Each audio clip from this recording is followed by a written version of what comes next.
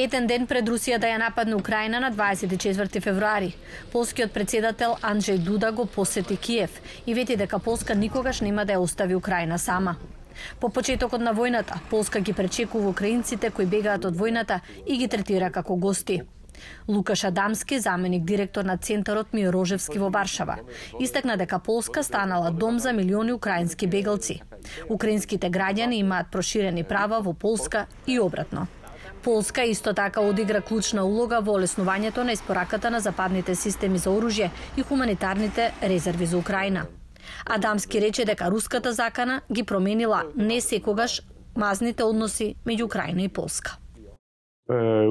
Војната значително придонесе за интензивирање на билатералните контакти, огромно подобрување на меѓусебната доверба. Исто така откри дека двете држави имаат заеднички интерес, заедничка визија за иднината. Во мај, полскиот председател Дуда лично се обрати во украинскиот парламент, прв странски лидер што го стори тоа од почетокот на војната. Тој ја истакна поддршката за барањето на Украина за влез во Европската унија и ги критикуваше Унија во Европа, кои предложија Украина да прифати некои од барањата на рускиот председател Владимир Путин. Според него, секоја територијална отстапка за Русија би била удар за целиот западен свет. Само Украина има право да одлучува за својата иднина. Само Украина има право да одлучува за себе. Светот мора да бара од Западот целосно повлекување на Русија од територијата на Украина и да престане да го крши меѓународното право. Во 2022 година Полска стана една од главните војни поддржувачи на Украина и заедно со другите балтички земји, лобист за интеграцијата на Киев во Европската унија и во НАТО. Американскиот председател Џо Бајден ја посети Полска во март, каде се сретна со украинските бегалци и американските војници на теренот. За време на неговото патување тој ја потврди стратешката цел на САД за поддршка на борбата на Украина за демократија и самоопределување и ја идентификуваше Полска како важно бојно поле во борбата за слобода и безбедност во Европа. Во говорот во Кралскиот замок во Варшава, тој ја истакна историската важност на главниот град на Полска во борбата против угнетувањето. Нацијата одигра клучна улога во настаните што доведоа до распад на советскиот блок во Источна Европа и крајот на студената војна.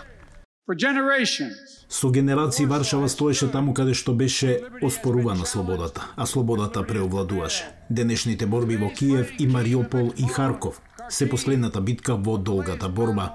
Унгарија 1956 година, Полска 1956 година, а потоа повторно 1981 година, Чехословачка во 1968 година. Тој ја истакна посветеноста на САД кон Украина и посочи дека руските акции во Украина ги зајакнале врските меѓу сојузниците. Руските сили се соочија со храбар и цврст украински отпор. Наместо да ја нарушат решителноста на Украина, бруталните тактики на Русија ја зајакна. Наместо да го распадне НАТО, Западот сега е посилен и пообединет од кога било. Русија сакаше помалку присуство на НАТО на нејзина граница, но сега има посилно присуство.